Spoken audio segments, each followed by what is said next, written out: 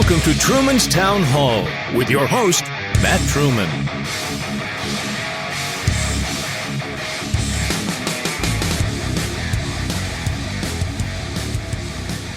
Hello. This is Matt Truman. Thank you for downloading this episode. Thank you for sharing with a friend. Today is February 17th. I know we're on an off day. I wasn't able to get back on here this weekend, and I'm just now getting back on. So I appreciate you guys downloading. I'll try to get a podcast out at least once a week, hopefully twice a week, because I do appreciate everybody listening. So as we record right now on CNN, the presidential town hall is happening. You guys want to listen in? All right. I was shaken by the attack on the Capitol on January 6th and on our democracy more broadly by your predecessor and his followers. While I appreciate efforts being made to bring them to justice, I worry about ongoing threats to our country from Americans who embrace white supremacy and conspiracies that align with it. What can your administration do to address this complex and wide-ranging problem? Wow. It's complex, it's wide-ranging, and it's real. I got involved in politics to begin with because of civil rights and opposition to white supremacists, the Ku Klux Klan, and the most dangerous people in America continue to exist. That is the greatest threat to terror in America, domestic terror. And so I would make sure that my Justice Department and the Civil Rights Division is focused heavily on those very folks. And I would make sure that we, in fact, focus on how to deal with the rise of white supremacy. And you see what's happening in the studies that are beginning to be done, maybe at your university as well, about the impact of former military, former police officers on the growth of white supremacy in some of these groups. You may remember in one of my debates with the former president, I asked him to condemn the Proud Boys. He wouldn't do it. He said, stand by, stand ready, or whatever the phrase exactly was. It is a bane on our existence. It has always been, as Lincoln said, we have to appeal to our better angels. And these guys are not, and women are, in fact, demented. They are dangerous people. I want you to meet James Lewis, an independent from Milwaukee. He's a labor attorney. James, welcome. James, if I say anything you don't like, let me know right away, will you? All right, you're all right. As big as a mountain. Good evening, President Biden. I was a public defender in Kenosha County when the police shot Jacob Blake. I witnessed the city I worked in burned and devastated, and recently District Attorney Michael Gravely denied to prosecute the police officers responsible. So my question to you is, what will your administration do to correct these wrongs that we witnessed not just in Kenosha, but across this country? And what will we do to bridge the gap between communities and their police? They're reading questions. Three things. First of all, I was a public defender as well. Is that a town hall? I think it's high time that we had public defenders being paid the same as prosecutors. My son, by the way, was a great prosecutor. He was the Attorney General of the state of Delaware, and he was a federal prosecutor before that. And so I'm not condemning all prosecutors, but I am saying that it matters that you have adequate defense and you are able to attract people who, in fact, can live on being able to be that public defender. Number one. Number two, we are pushing very hard, and I think we'll get it done, is the legislation relating to what is appropriate police behavior and studying police behavior and coming down with recommendations that are consistent with the legislation that was put in place as a consequence of all the world seeing one man shoved up against a curb and murdered after 8 minutes and 46 seconds. And so there's a number of things relating to everything from no-knock warrants and a whole range of things you know. There's legislation that's being introduced separately. I hope it will pass. But thirdly, I think we have to deal with systemic racism that exists throughout society. And one of the things I'm going to recommend there is that we look at an entire panoply of things that affect whether or not people of color primarily are are treated differently. And that goes for everything from prosecutorial discretion. You know, as a public defender, and by that I mean, what happens is, it will take too long to go through the whole explanation, but let me try to do it quickly.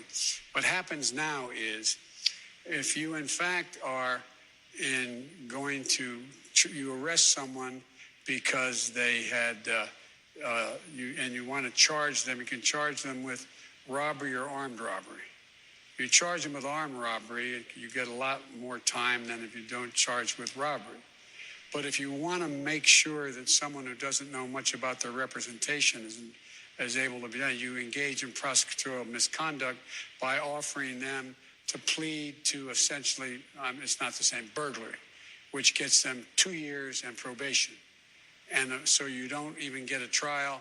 You plead because you don't have adequate representation. You feel like everything's against you, and you're in trouble. When I did... All right. Well, we just wanted to tune in, I guess, a little bit to the CNN town hall. If you missed it, I'm sure it'll be on YouTube. Couple of things with that. I just wanted to tune in. Like, we did that experiment not too long ago with media, right? We played the 3 different cable news stations, including CNN. And we showed the listeners here, all of you, right, exactly how media works. Now, a couple of things with what President Biden was saying. There's not a person that I know that is more against no-knock warrants than I am. I got to be honest. I think no-knock warrants are horrible.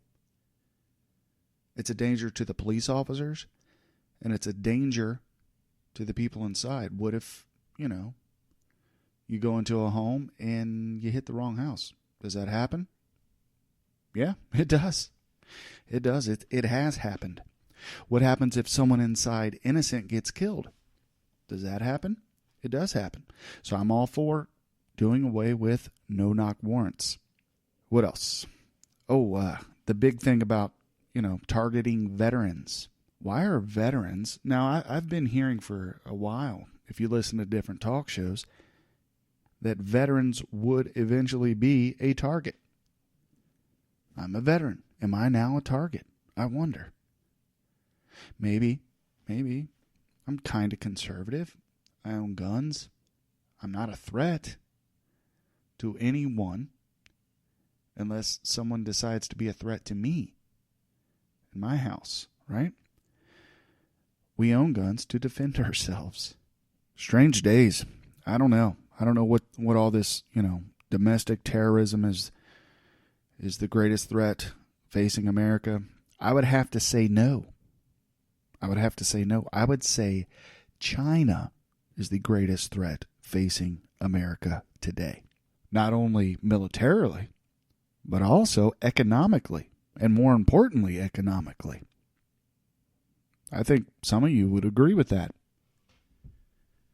It's strange that all of a sudden, domestic terrorism. Oh yeah, Matt, but the Defense Department said that domestic terrorists are the most dangerous thing that America faces. Okay.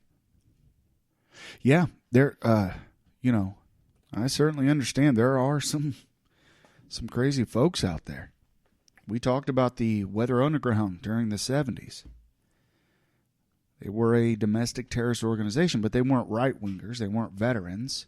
They weren't white supremacists. I think a lot of times we're calling people white supremacists who aren't actually white supremacists. I know they want to attribute the Proud Boys to white supremacy, and I'm not sticking up for the Proud Boys, and I'm not defending the Proud Boys. I'm just to say, they did have the leader of the Proud Boys was a black man. He was. I don't know of any organizations that are considered white supremacists, like skinheads or Ku Klux Klan or any of these white supremacists, that we all, at least the folks I know and talk to and associate with, believe those folks are deplorable. Can't stand them. I don't believe it's a white supremacy issue. I believe that's going to be used as an excuse to go after guns, to go after the First Amendment as well as the Second Amendment, to be able to, open up this, we had the Patriot Act. Like, there's a lot of folks here. Let me play something for you. I just think we need to treat the domestic terrorists the way we do actual terrorists. I think we need to consider all possibilities. I'm not against sending these people to Gitmo, and that may sound extreme. These are domestic terrorists who attacked our own republic. They should be treated the same way we treat Al-Qaeda. That was Meghan McCain, the daughter of late Senator John McCain, former POW during the Vietnam War, Navy pilot. We've come that far. Oh, I don't know. If you're convicted of a crime, you have due process. Or at least you used to have due process. Or so it's written in the Constitution. Now just ship them off to Gitmo. And I'm not sticking up for the people that raided the Capitol on January the 6th. I think it's horrible what happened. But we do live in a country with the rule of law, innocent until proven guilty. There's a lot of folks that the FBI has arrested over that. We're moving into dangerous territory, ladies and gentlemen. I don't recognize the United States anymore. I really don't. And I guess it's okay. I mean, if that's the way the majority of the country wants to roll, okay. I'm just one dude. I'm sitting in my office, I'm sitting in my mother's basement doing a podcast. I'm not really. I'm in my office. But seriously, it's kind of wild. That's kind of wild.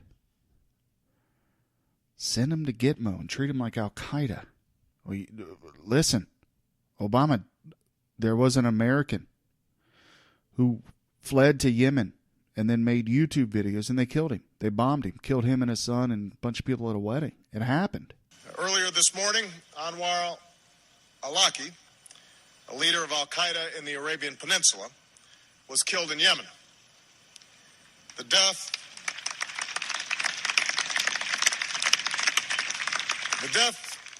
of Awlaki is a major blow to Al-Qaeda's most active operational affiliate.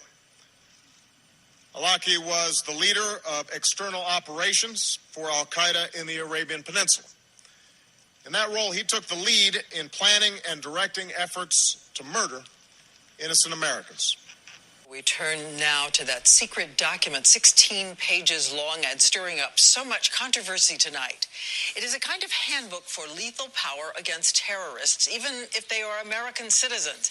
ABC's chief White House correspondent Jonathan Karl tells us about the news today. By one count, President Obama has already used unmanned CIA drones to strike more than 300 suspected terrorist targets, even more than his predecessor.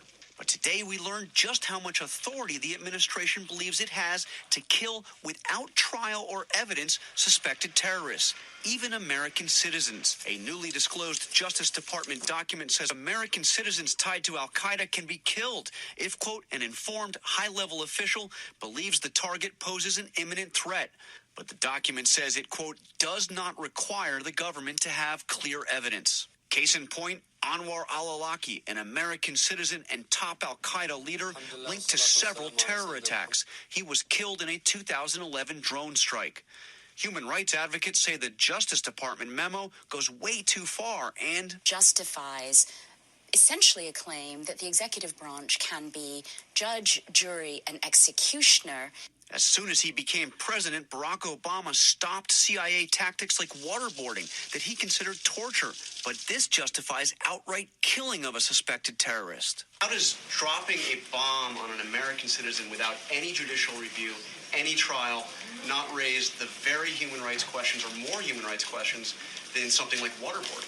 The president understands the gravity of these issues. That is why he is committed to taking very seriously his responsibilities in this.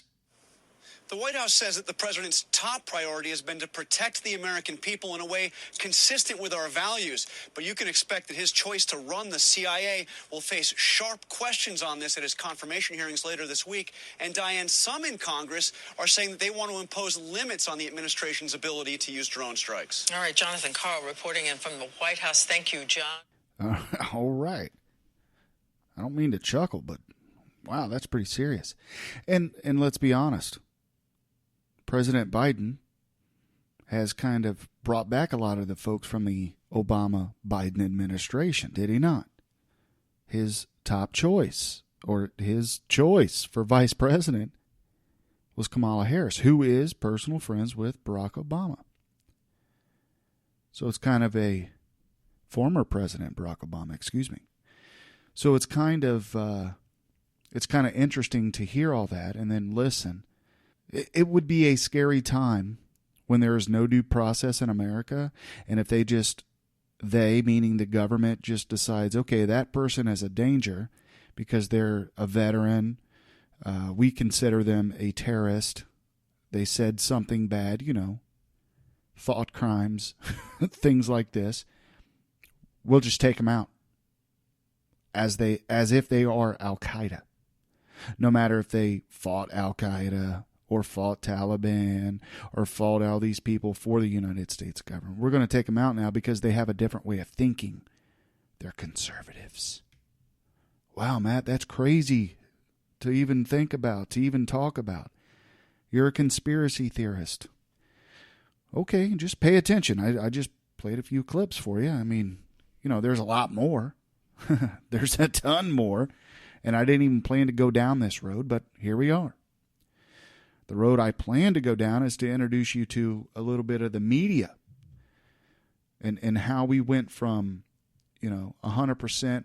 And I wasn't even against the media going after Trump and trying to dig up and look for things. And not really, as long as it's fair. What you do to one is what you do to the other. Investigative journalism is important. At least it used to be important. There's a few still left lingering, but it's not as much. We need to keep our elected officials held accountable. When government becomes too big and we the people no longer are we the people, we become subjects to government, that's an issue for Americans. For Americans. Am I wrong? I don't think I am. I think we all, whether you're a conservative, a liberal, a Republican, a Democrat, a Libertarian, a member of the Green Party, Constitution Party, Independent, you need to be concerned about where we are going with government. The overreach is increasing in this country.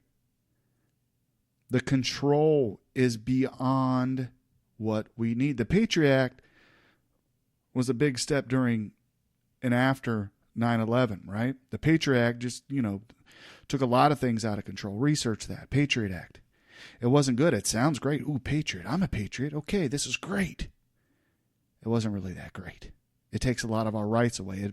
It gives government the okay to track humans or to track citizens, to listen to conversations, to capture data, a lot of what our phones and things are doing today,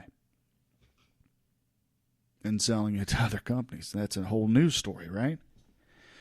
Anywho, so where is media today? They're boosting up the Democrats because they have an agenda, a lot of the media. Rarely is there a media source that is actually objective, where it looks at all sides and says, okay, this is what the people of America need to know. Isn't that what journalism is supposed to be? What we all need to know and what we're not able to find out on our own? Investigative journal. I get paid to go look as an investigative journalist is what I'm speaking about, okay? They get paid to go look into certain things and report on things that other citizens are not able to know, or they're too busy to know.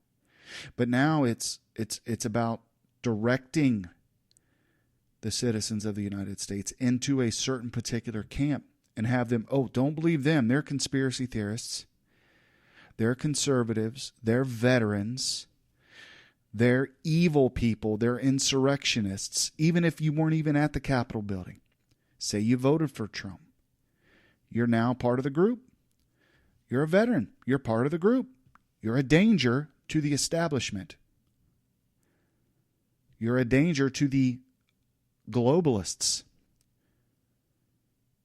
It's wild. I never thought I would be talking about things like this. You know, there's been times since I've been, studying politics, interested in politics, paying attention to politics and government, right? There have been times where I'm like, ooh, that's a little overreaching, but it seems like everything coming out now is overreaching. I was a little upset with President Trump when he was going after the bump stocks, which is interesting because it's a lot of people, it's President Trump's fault, whether you agree with impeachment or not, right? It's President Trump's fault that the riot at the Capitol happened. That's President Trump's fault. But in other crimes, if it happens to be a gun, it's the gun's fault. It's never the person. Isn't that interesting? I was thinking about that earlier today. I'm like, well then, there were talks about fire hydrants, American flags and flagpoles. Shouldn't we just outlaw that stuff and not go after Trump, right? I mean, no. No, his speech was, he's always been a rowdy dude. And I think it was important to look at that. Constitutionally, they went about it, I think, the way the Constitution says. Now, I know a lot of my conservative friends would disagree with me and say, oh, come on, Matt. Trump's the greatest. No. No, he's not. Did he do a lot of good things? Yeah, certainly. I would totally agree. But he was acquitted, right?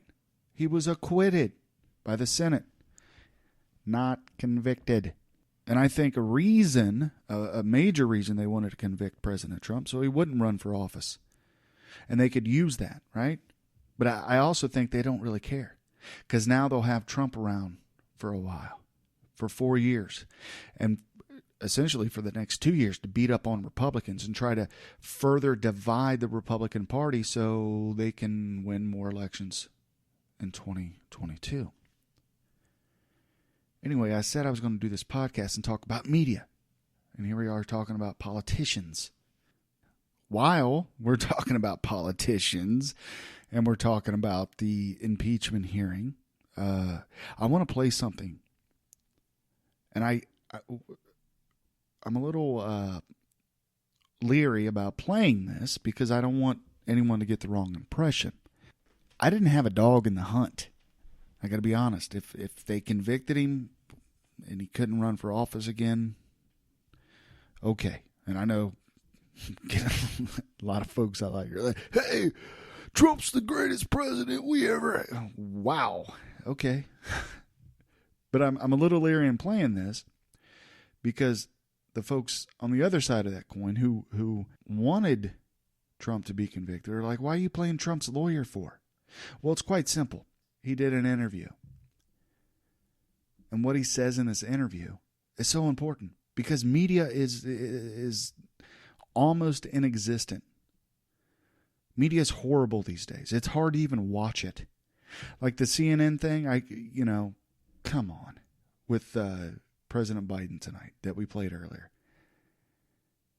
Was that really a town hall? Were those questions not sent to President Biden beforehand? Right? He knew what was going to be asked. It's a show. It's a performance. All this stuff is performance, and they're all set up together. And during the trial, you had the Senate playing videos, the impeachment managers playing their videos that were cut and edited. Then you had the Trump team playing videos that some are cut and edited.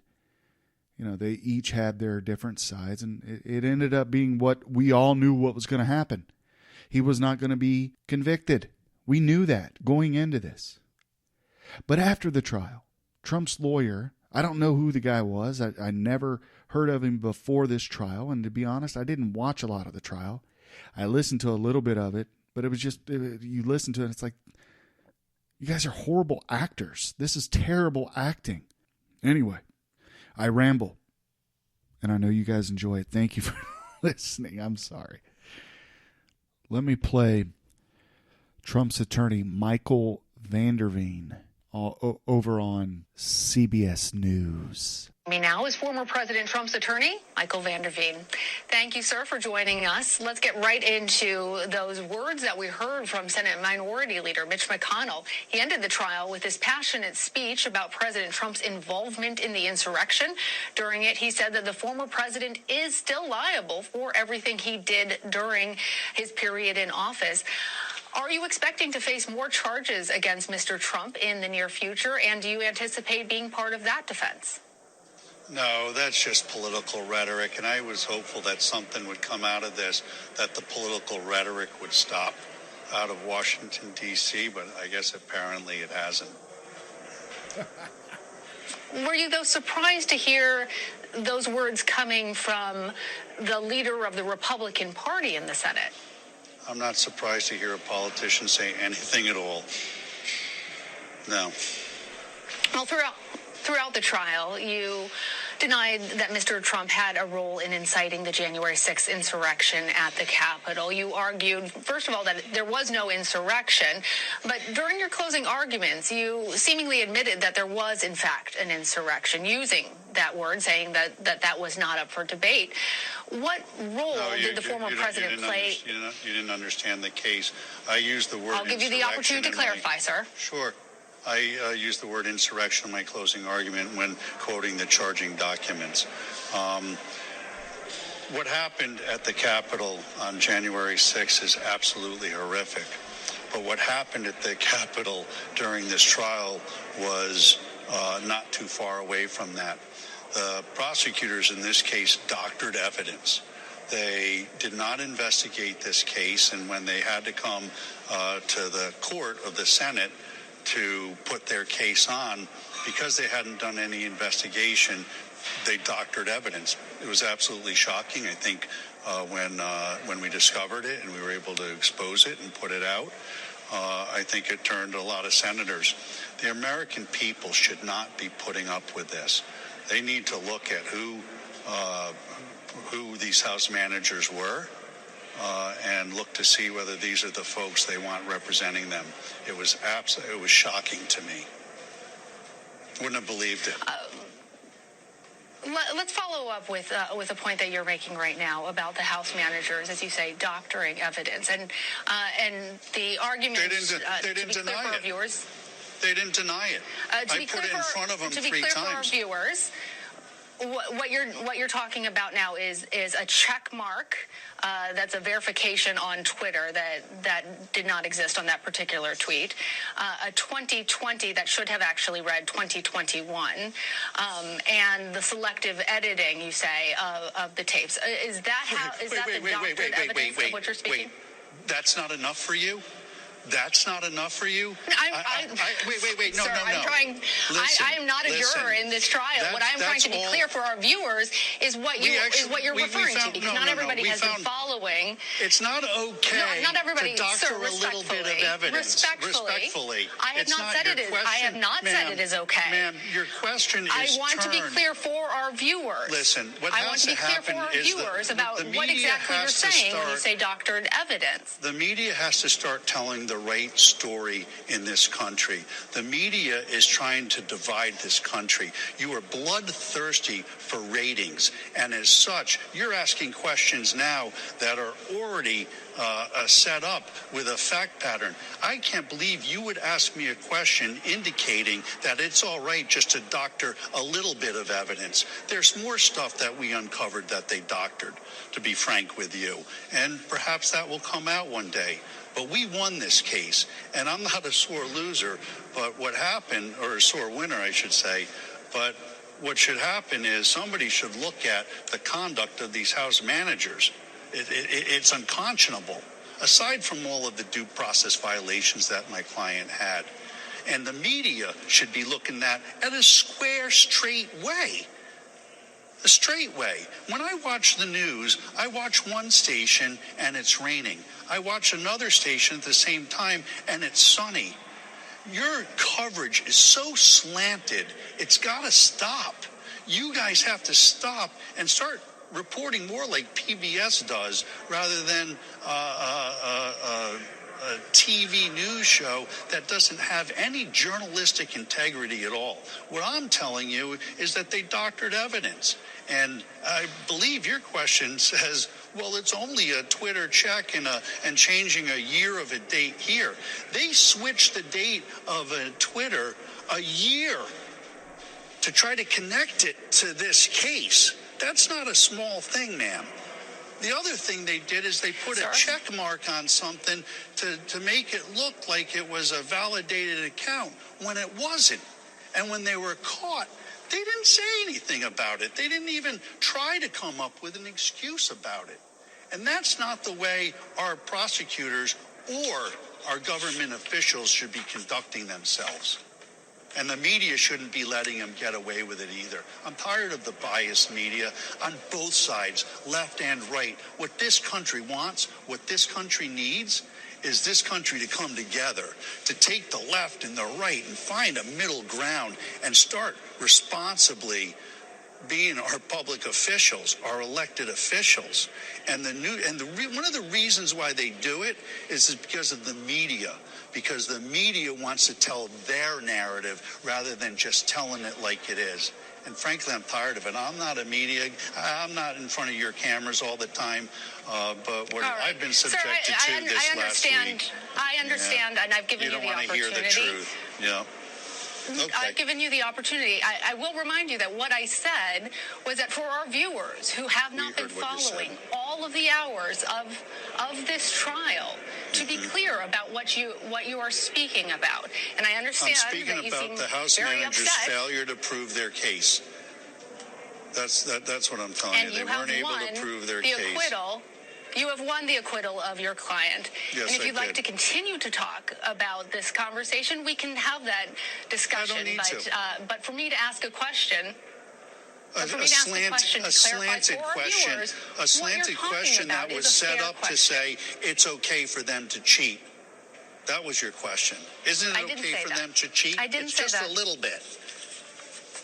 You said, to be fair, it was only a check on the Twitter. That's what you said. You got to live by your words. That's the problem. The media has to start living by the truth and not try to create a narrative. Michael Vanderveen. Yeah. Thank you for joining us. I do appreciate. Yeah. Okay. I see you taking off your microphone now. That was President Trump's defense attorney, Michael Vanderveen. And there he was. Now, I know he was kind of sticking up for his client, but at the same time, he brought up some good points. I don't think anyone can deny that the media is slanted. I don't think anyone can deny that, yes, that's what we need to do. We need to bring the left and the right together. We need to come together, ladies and gentlemen.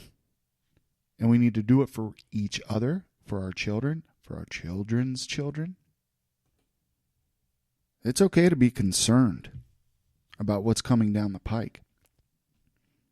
Government, there's going to be government politicians.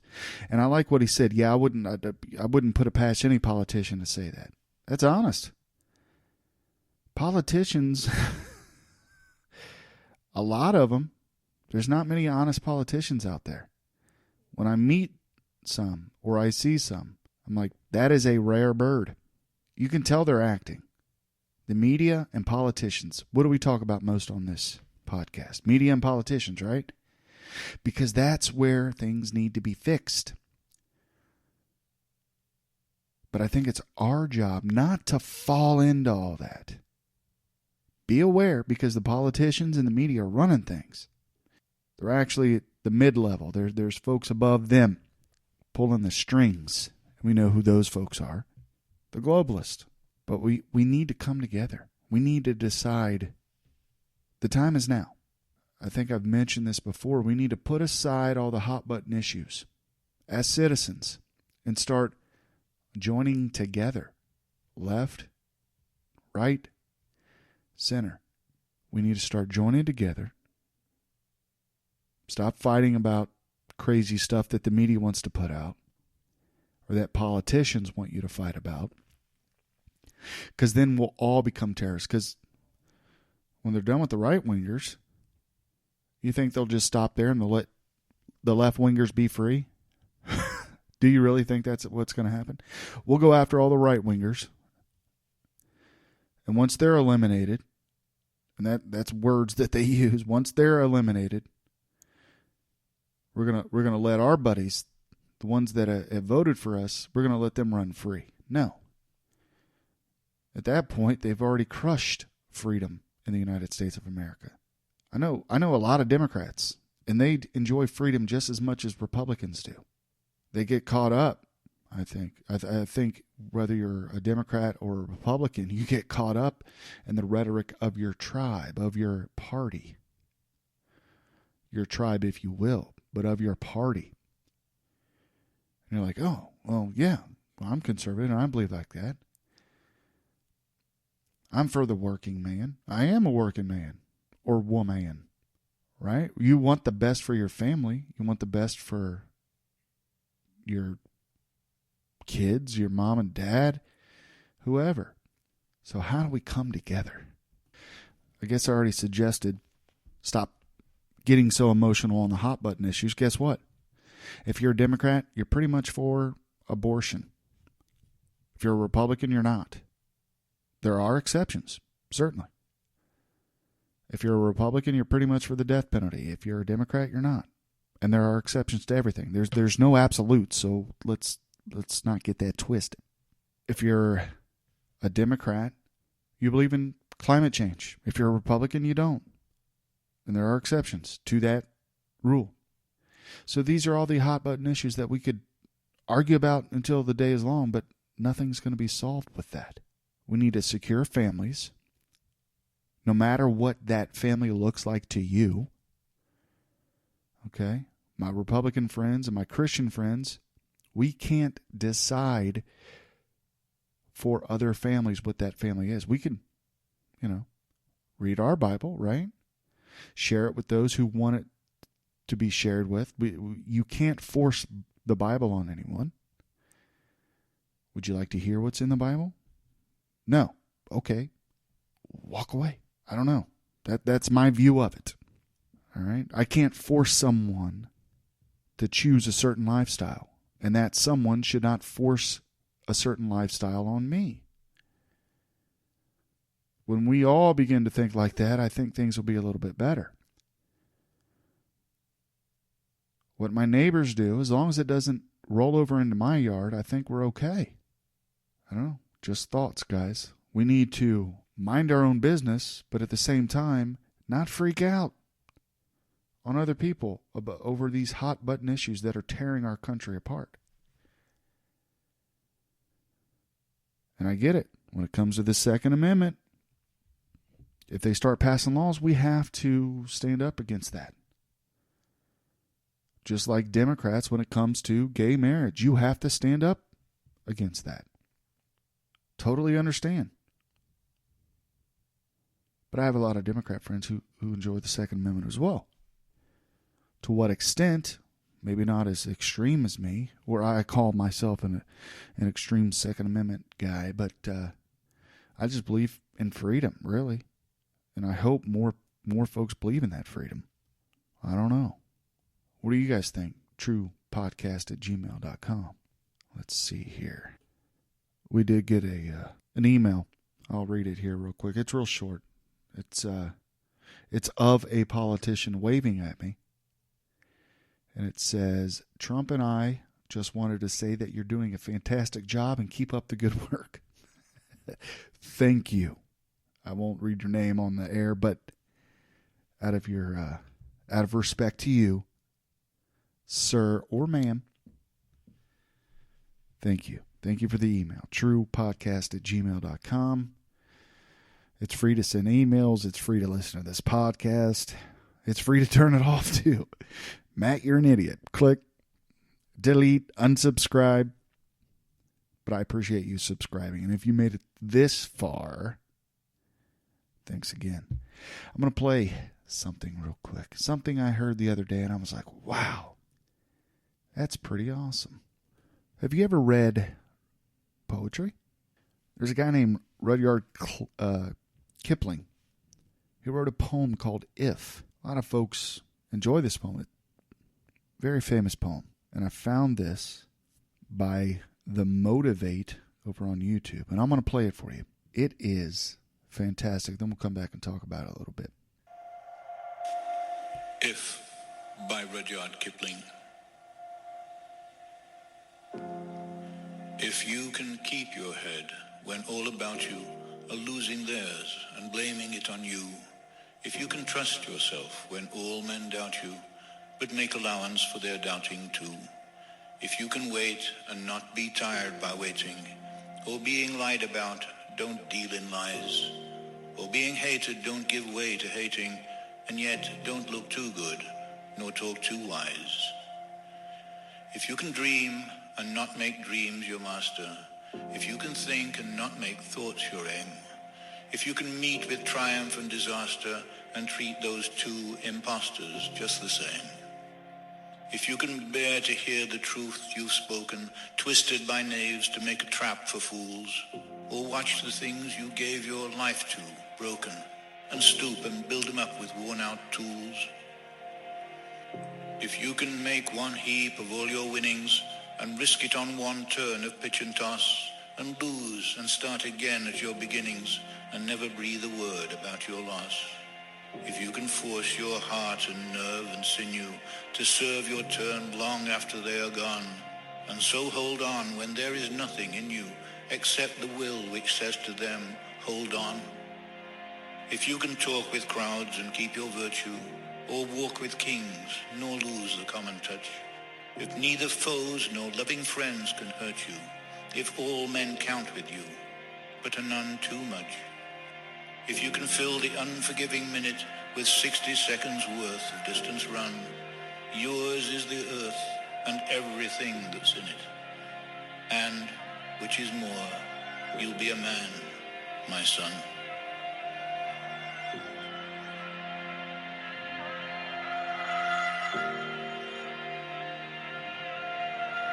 You can stop and rewind and listen as many times as you want to that. It's pretty inspiring. It's a good poem. I don't make a great habit out of reading poems, but I used to. I used to read like William Blake and different guys like that. But, it kind of makes you think, you know. When you put things into perspective, help your neighbors. Who cares what their politics are? We come on here, we talk about it on this podcast. It is important, right? But who cares what your neighbor's politics are? Family. Look, family, you're going to agree on things, you're going to disagree on things. Family should remain close. Work through the difficult times. Even if you have to be the bigger person. Sometimes you do. Sometimes you have to step up and say, you know what, I'm not going to argue with this person. I've made mistakes where, you know, I'm like, no, this is what I believe, and you're stupid if you don't believe like I do. I've done that before, and I was stupid for acting like that. I could just have said, no, you know what? How about we just agree to disagree and let's drink a Coke and call it a day, or go play a video game, or hang outside, or hang out with our kids. You know, life is way too short. I'm nervous because I don't think there are a lot of people that think like that are in places of power. I think when folks get to that point and they run for office and different things, you know, higher office, president, senator, there's a bit of a selfish, narcissistic attitude. I don't know. I could be totally wrong on that. I think there's a lot of politicians that are like that, a lot of media personalities that are like that. But I think it's important that we step back and, help our neighbors out. This cold snap really has done a number. So if there's folks that you can help out during it, shoveling a driveway, sidewalk. Had my neighbor, I walked outside today. My neighbor had his snowblower out, plowing my driveway. I was like, whoa, hey, thanks, man. I appreciate it, but you don't have to do that. But it was awesome. It's good to have good people around you and get to know them. Call them over for a lemonade, cold beer, whatever you do. I don't know. We can talk about this. It's important to talk about politics. It's important to point certain things out. Because there are people in high places that don't care about you. That's a fact. And you may have a neighbor that doesn't care about you. But it's important to try. It's important to live with integrity. It's important to show your fellow man that you do care. You can only try. You can be the better person, right? And I want to work on that every day. I don't say that to say, hey, I'm perfect. I know I'm not perfect. I'm my worst critic. I beat myself up. There's days that I'll do something stupid. And that's what I think about all day. Like, oh, I can't believe I did that. Why would I do that? But anyway, we do have to pay attention. But we got to find a way to come together and not get so upset where we're canceling people because they have a different opinion. Well, guess what? It's okay to have a different opinion. I don't hate anyone who doesn't believe exactly how I believe. But I would say I could find common ground with a lot of people. We may disagree on a lot of hot buttons, but I can find common ground. And I think we got to try a little harder to do that. Try a little harder to come together and have common ground. Just a thought, ladies and gentlemen. Thank you for listening to Truman's Town Hall. Thank you for following with me on all these journeys through the internet. Our experiment with CNN and the Joe Biden Town Hall tonight. We'll have to do more of those types of experiments as time goes on. We didn't have time to get into the talk about restricting the Second Amendment. We'll move that on down the road. I think for those of us who do believe that the Second Amendment is, for those of us who think it's important, there may be work to be done. Peaceful work to be done. I don't want people taking it out of context. I don't know. Wild world. Thanks, guys. Talk to you later.